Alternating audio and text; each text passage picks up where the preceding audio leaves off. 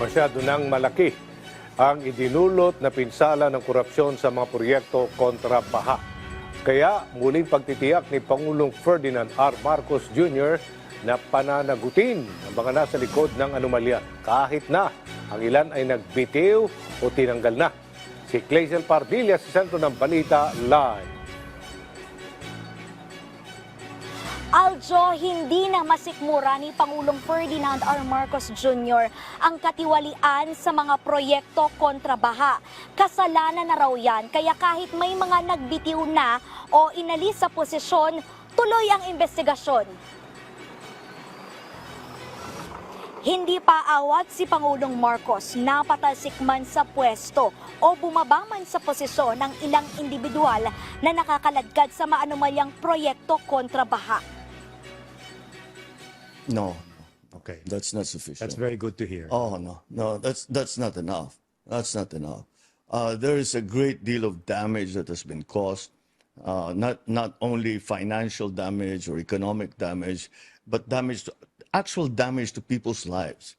I mean, very simple. A lousy flood control project that collapsed during the flood that killed a family. I mean, how can you live with that? I can't live with it.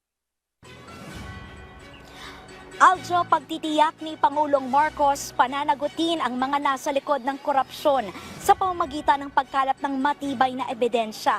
Pero kailangan lehitimo ang proseso at sundin ang batas. Hindi minadali, kapos ang ebidensya at pinilit lamang para hindi mabasura ang kaso at mapanagot ang tunay na may sala. Hindi raw ito pamumulitika, hakbang ito para mapigilan ang pagkalugmok ng bansa.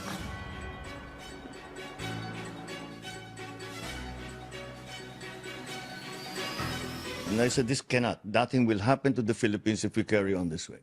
Wala na talagang mangyayari sa atin. The economy will never grow properly. People are not going to get helped. The schools will not get better. The hospitals will not get better. We're not going to get anywhere. Yeah. All of these sort of things will just disappear. And we'll just be this little nation that's sort of feeding upon itself.